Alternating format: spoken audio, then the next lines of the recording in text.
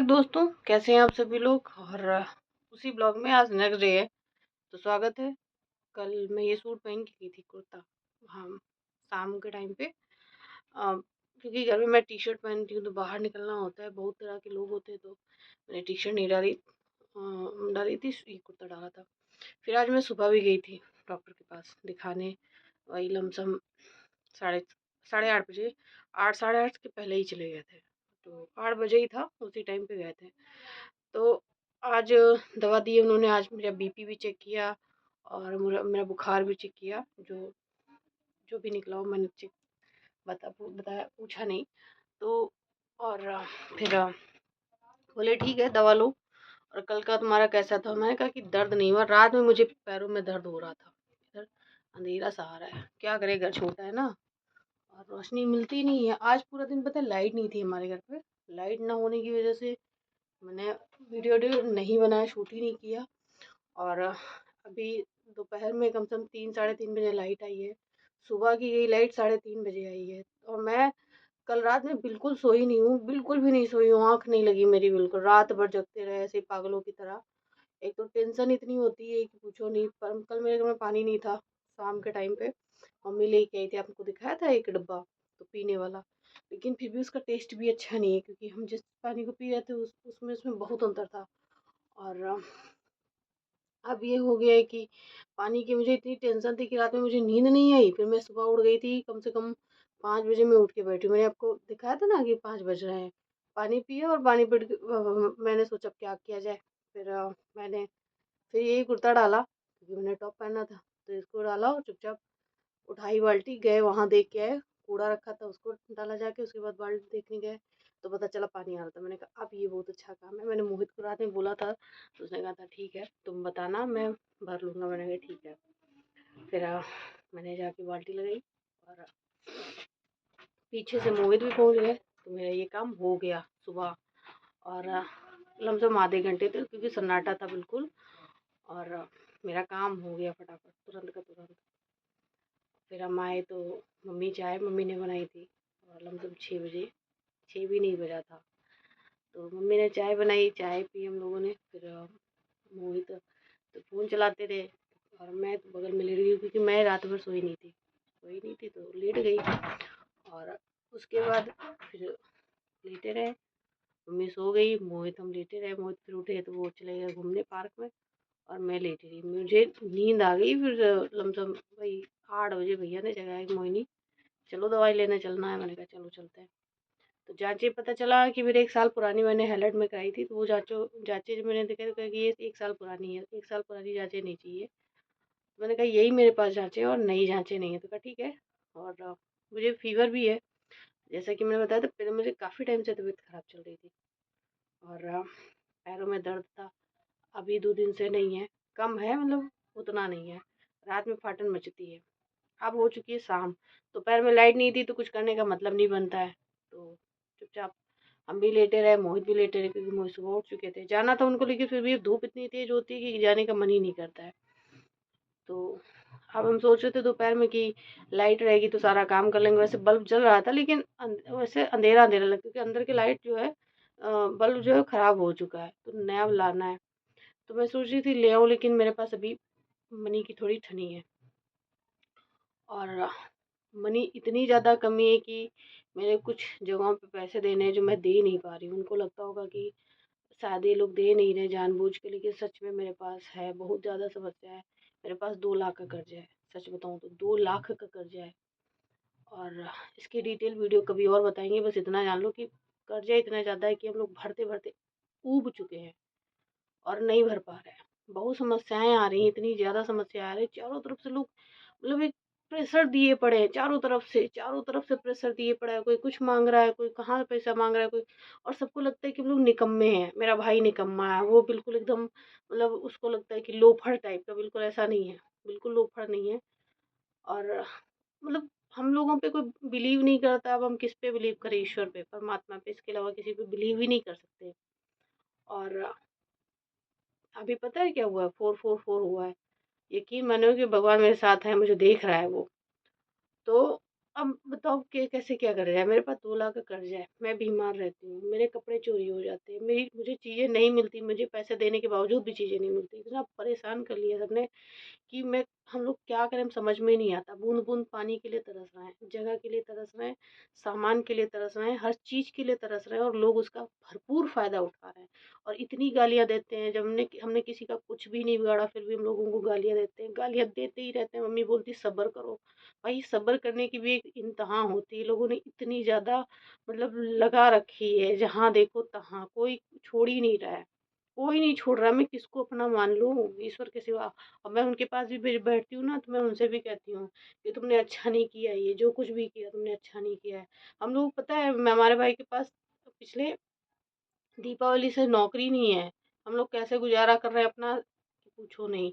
ये शहर है कानपुर और ये पता है एक बस्तियां यहाँ पे बनी है, छोटे छोटे कस्बे टाइप में घर हैं।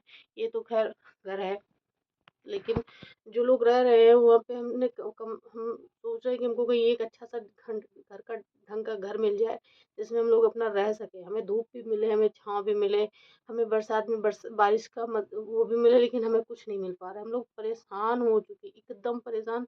लोगों ने इतनी मतलब वार्ड लगाने में कसर नहीं छोड़ी है, लगे पड़े चारों तरफ से कि तुमको हम मतलब जीने नहीं देंगे। ऊपर से कहते तुम अब बदनाम इतना कर रहे हैं, इतना बदनाम कर रहे हैं कि पूछो नहीं। अब सोचो कि चारों तरफ से मेरे कपड़े मेरे मेरे मेरे मतलब पर्सनल प्राइवेट कपड़े चोरी कर लिए जाते। भाई मैं परेशान हो चुकी हूँ, मैं किसी से कह नहीं सकती यहाँ पे। ऊपर से मेरे ऊपर इल्जाम चोरी का लगाए जाते हैं, मुझे लोग गालियाँ देते हैं। मुझे, मैं सब कुंवारी हूँ लेकिन मुझे गालियाँ देने में लोगों को तनिक भी शर्म नहीं आता। जो मर्जी आता है तो बोलते, जिसका जो मर्जी आता है वो कहता है। मतलब एक लिमिट होती है, एक अनलिमिट होती है। मैं आप लोगों के सामने रो नहीं पाती, मैं बहुत रोती हूँ, मुझे बहुत तकलीफ होता है, मुझे बहुत तकलीफ होती है। यहाँ पे मेरी मम्मी, हम सभी लोग परेशान हो चुके हैं और एक जगह से नहीं, हर जगह से, हर रिश्ते से परेशान हो चुके हैं।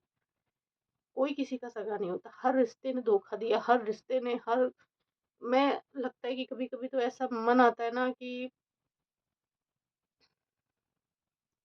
कुछ गलत उठा ले कदम, लेकिन नहीं, गलत नहीं उठाएँगे। इतना परेशान कर रखा है, इतना ज़्यादा परेशान कर रखा है। किससे कहें जाके, कोई सुनने वाला नहीं है। परमात्मा से बताते बस वही जितनी चीजें थी, जो कुछ भी था।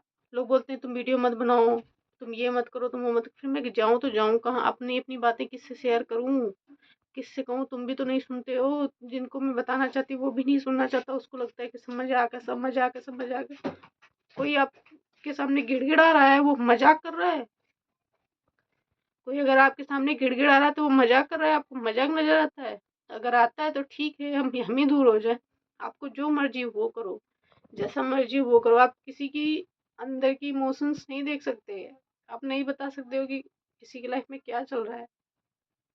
हमसे पूछो कि एक एक रुपया कीमती कितना है, कितना कीमती है। लोगों को लगता होगा कि हम लोग जानबूझ के नहीं दे रहे, हम लोग जानबूझ के परेशान कर रहे हैं, हम लोग ऐसा कर रहे हैं। जितनी जिसकी जो मर्जी आता है, जितना जितना जिसको जो बोलना होता है ना वो सब बोलते हैं।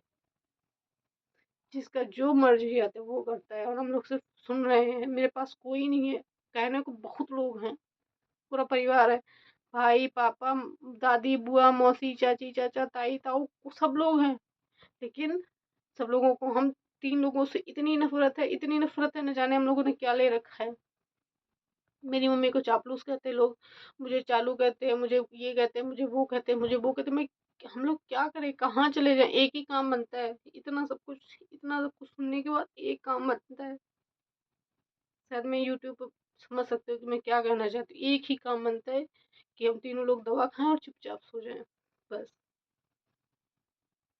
इतना ज्यादा फ्रस्ट्रेट कर रखा है सबने, इतना ज्यादा परेशान कर रखा है। और ऊपर से कहता है तुम लोग चालबाज हो, चोर हो, कहीं कुछ कहता है, कोई कुछ कहता है, किसी से अपनी अपनी मन की बता बता भी नहीं सकते कि हम लोगों के अंदर चल क्या रहा है। कोई सुनने वाला नहीं है। ऐसी स्थिति में आ गए हैं, तो ऐसी स्थिति में आ गए हैं, लोगों को समझ में नहीं आता है। न जाने किस काम ने कब बिगाड़ दिया। और मुझसे बोला जाता है वीडियो मत बनाओ, मुझे लगता है क्यों ना बनाऊं। मैं किससे कहूँ ये बातें, कोई नहीं सुनने वाला मेरे पास। शादी नहीं हो रही उसके पीछे भी लोग लोग बोल रहे हैं शादी करने आते हैं। ऐसा नहीं कि आते नहीं, आते हैं। पिछले साल शादी तय हुई थी, उसको कैंसिल हो गई।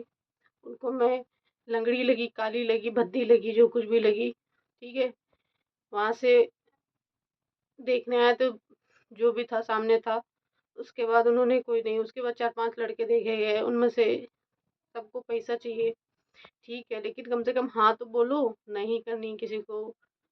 ठीक है, मैं बच्ची नहीं हूँ 17 साल की, मेरे साथ में जब 17 साल की उम्र थी, 17 साल की लड़कियों की शादी की जाती जिनकी, तो उनसे पूछो जाके कि उनकी हालत कैसी होती है। नहीं हो रही शादी, क्या करें, नहीं हो रहा है, ठीक है, नहीं है, नहीं लिखा होगा भाग्य में शादी, ठीक है, नहीं होगी। मुझसे छोटी छोटी लड़कियों की शादी हो चुकी है, मेरी उम्र की जितनी लड़कियां थी उनके बच्चे हैं 2-2। मेरी नहीं हो रही तो हम क्या करें इसमें, मेरी शक्ल में खोट है, तब तो मैं क्या करूं, किससे कहूं जाके।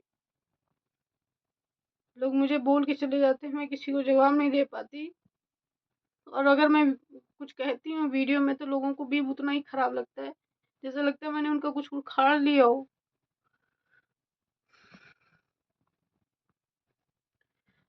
मैं सच में तंग आ चुकी हूँ, मैं बहुत तंग आ चुकी हूँ। मैं ही नहीं, हम माँ बाप, हम तीनों लोग परेशान हो चुके हैं, मेरा भाई भी, हम भी, मेरी माँ भी। लोगों ने हम लोग कसर नहीं छोड़ा है, बिल्कुल कसर नहीं छोड़ा है कि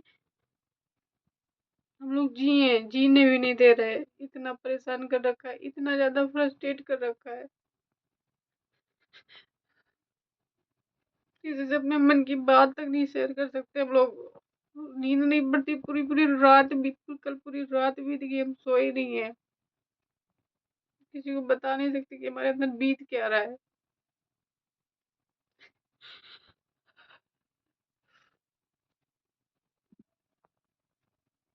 जानते हो इसके पीछे का कारण क्या होता है?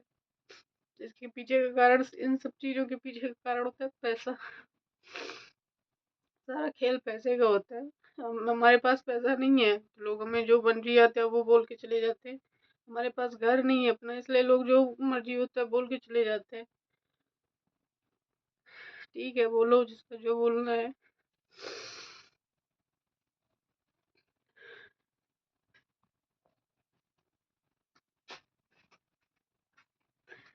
तंग आ चुके हैं, तंग।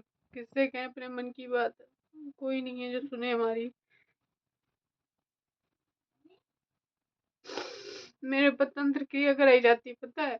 मेरे कपड़े चोरी कर लिए जाते हैं, 15 दिन पे मेरे ऊपर तंत्र क्रिया कराई जाती है। मैं कहाँ जाऊं, किससे पूछूं जाके कि मेरे साथ क्या हो रहा है। परेशान करने की एक नहीं हो, एक एक हर महीने हर दिन एक नई चुनौती खड़ी होती है। तो सबको लगता है कि हम हम किसी सबका पैसा मार लेंगे, हम, मेरा भाई ऐसा है, मेरी माँ वैसी है, ये वैसी है, वो वैसी है, मतलब कमियां निकालने में लोग कसर ही नहीं छोड़ रहे हैं। किससे कहें।